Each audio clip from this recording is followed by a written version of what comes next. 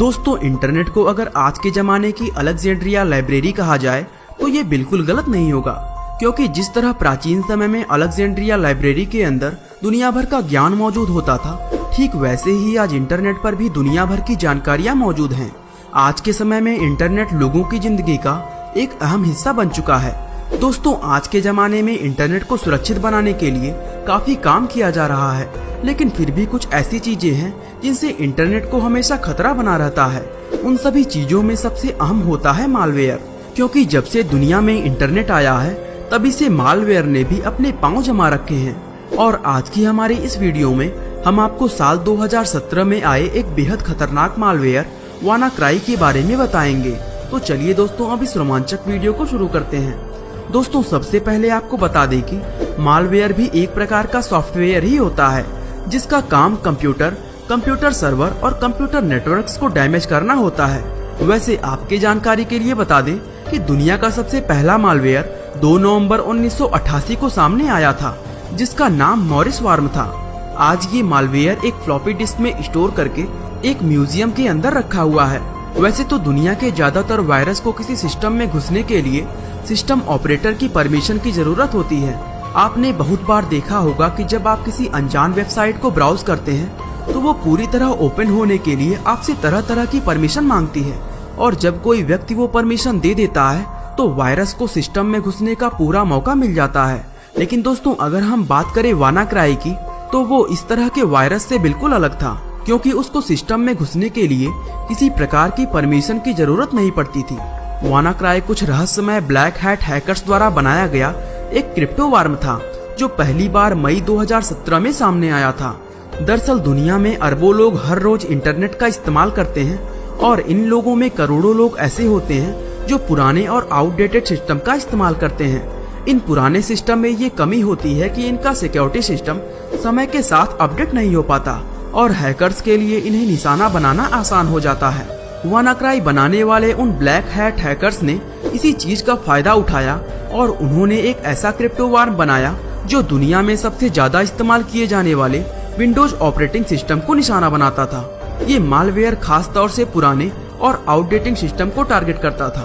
दोस्तों, ये वायरस ऐसे सिस्टम को ढूंढता था जिनमें ये आसानी से घुस सके, और जब इसको इसका टारगेट मिल जाता तो ये खुद ही बिना किसी परमिशन के उस सिस्टम में इंस्टॉल हो जाता था। और दोस्तों, अगर ये किसी सिस्टम में एक बार घुस गया तो समझो उसका काम खत्म, क्योंकि ये मालवेयर उस सिस्टम के अंदर मौजूद पूरे डेटा को विशेष रूप से इनक्रिप्ट करके उसको लॉक कर देता था।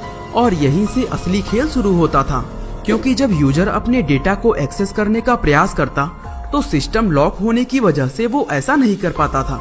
इस लॉक की चाबी यानी की देने के लिए वानाक्राई उस यूजर से $300 बिटकॉइन के रूप में मांगता था। इसीलिए इसको मालवेयर की जगह रैंसमवेयर का नाम भी दिया गया था। ये रैंसमवेयर उस व्यक्ति को कीमत चुकाने के लिए थोड़ा समय देता था, और यदि वो व्यक्ति समय पर पैसे नहीं देता तो फिरौती की रकम डबल हो जाती थी। इसके बाद अगर दूसरी बार भी वो व्यक्ति फिरौती की रकम नहीं चुका पाता तो ये खतरनाक रैंसमवेयर उस सिस्टम के सारे डेटा को हमेशा के लिए डिलीट कर देता था। लेकिन दोस्तों, असल में ये सिर्फ लोगों को बेवकूफ बनाने का एक तरीका था, क्योंकि फिरौती की रकम चुकाने के बाद भी लोग अपने डेटा को कभी हासिल नहीं कर पाते थे। अब चूंकि ये रैंसमवेयर बहुत तेजी से फैल रहा था, इसलिए इसको दुनिया भर में मशहूर होने में ज्यादा समय नहीं लगा, और कुछ ही दिनों में 150 से ज्यादा देशों में फैलकर ये उस समय का सबसे बड़ा साइबर थ्रेट बन गया। ये न सिर्फ किसी व्यक्ति को पर्सनल रूप से नुकसान पहुंचा रहा था, बल्कि बड़े बड़े ऑर्गेनाइजेशन भी उसकी चपेट में आ रहे थे, जिनमें फेडेक्स, ड्यूस बैंक और निसान जैसे बड़े बड़े नाम भी। दोस्तों, इस रैंसमवेयर के कारण अरबों खरबों रुपयों का डेटा दांव पर लग गया था। अब ऐसे में दुनिया को इस खतरनाक रैंसमवेयर से कोई वही बचा सकता था जो इन ब्लैक हैट हैकर से ज्यादा समझदार हो। और तभी दुनिया के सामने आया 22 साल का एक नौजवान ब्रिटिश हैकर मार्कस हंचिस। 12 मई 2017 को जिस समय ये रैंसमवेयर फैला, उस समय मार्कस क्रिप्टोसलॉजिक नाम की एक साइबर सिक्योरिटी फर्म में काम करता था। जहां पूरी दुनिया इस रैंसमवेयर से परेशान थी, वहीं मार्कस इस रैंसमवेयर को रोकने का तरीका अच्छी तरह जानता था। उसने सिर्फ कुछ ही दिनों के अंदर ही लोगों को इस रैंसमवेयर से बचाने के लिए एक सिक्योरिटी पैच बना दिया।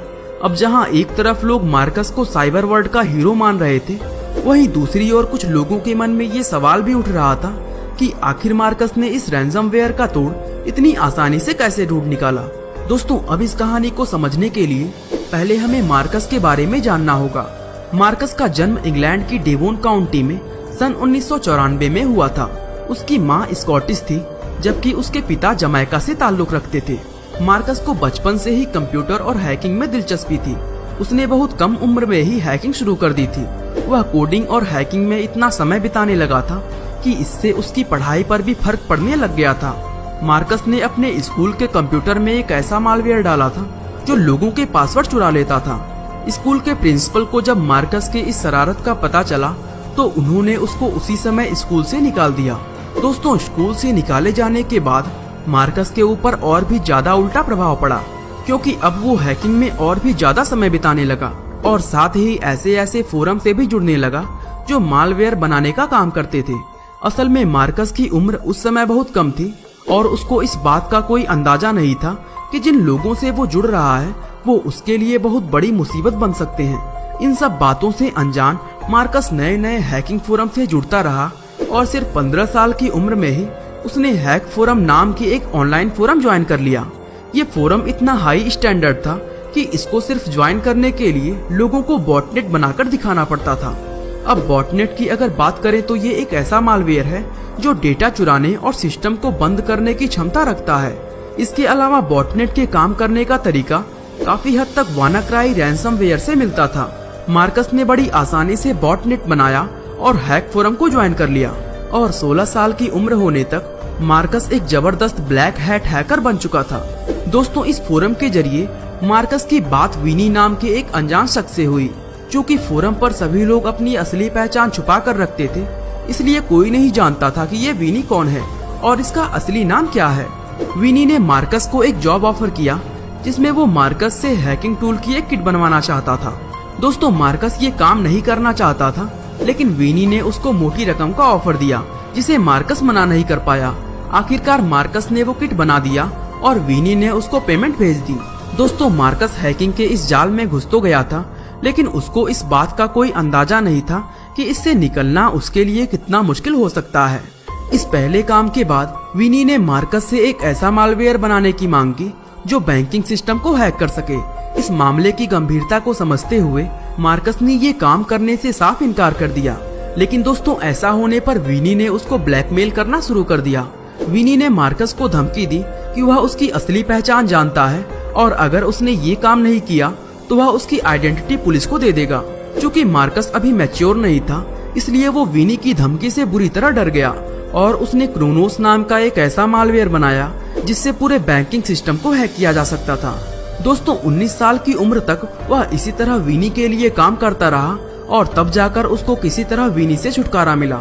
इसके बाद उसने मालवेयर टेक के नाम से अपना एक ब्लॉग शुरू किया और साथ ही क्रिप्टोलॉजिक में एक व्हाइट हैट हैकर के रूप में काम करने लगा। चूँकि मार्कस काफी लंबे समय तक एक ब्लैक हैट हैकर रहा था, इसीलिए जब 2017 में वानाक्राई रैंसमवेयर फैला तो उसने उसका तोड़ बड़ी आसानी से निकाल लिया और रातों रात एक साइबर हीरो बन गया। क्योंकि सिक्योरिटी पैच बनाने के बाद पूरी दुनिया में उसकी चर्चा होने लगी थी। इस बात से तो मार्कस बहुत खुश था, लेकिन उसको इस बात का कोई अंदाजा नहीं था कि उसका पास्ट बहुत जल्दी ही उसके सामने आने वाला है। दोस्तों, मार्कस को जब लॉस वेगास की डेवकॉन हैकिंग कॉन्फ्रेंस में बुलाया गया तो कॉन्फ्रेंस से वापस जाते समय एयरपोर्ट पर उसको FBI ने गिरफ्तार कर लिया। दरअसल FBI को पता चल गया था कि क्रोनोस मालवेयर मार्कस ने ही बनाया था और वह काफी समय से उस पर नजर भी रखे हुए थे। दोस्तों, मार्कस पर 10 आरोप लगे और 3 साल मुकदमा चलने के बाद उसको 2 आरोपों में दोषी पाया गया। हालांकि इन आरोपों के लिए उसको 5 साल की सजा सुनाई गई थी, लेकिन बाद में कोर्ट ने उस पर 1 साल कड़ी निगरानी रखने का आदेश देते हुए उसको जेल से रिहा कर दिया। दोस्तों, ये थी मार्कस की रियल लाइफ स्टोरी। अगर आपको हैकिंग से रिलेटेड किसी और शख्स के बारे में जानना है तो उसका नाम हमें कमेंट सेक्शन में जरूर बताएं। दोस्तों, अगर आप शेयर मार्केट में इंटरेस्टेड हैं तो डिस्क्रिप्शन में दिए गए लिंक से अपस्टॉक पर डीमैट अकाउंट खोलना बिल्कुल ना भूलें। बाकी आज के लिए बस इतना ही। उम्मीद है आपको हमारी आज की यह वीडियो काफी पसंद आई होगी। और दोस्तों, ऐसी ही इंटरेस्टिंग वीडियोस को लगातार देखने के लिए हमारे चैनल को शेयर और सब्सक्राइब करना बिल्कुल ना भूलें। आपका बहुमूल्य समय देने के लिए बहुत बहुत धन्यवाद।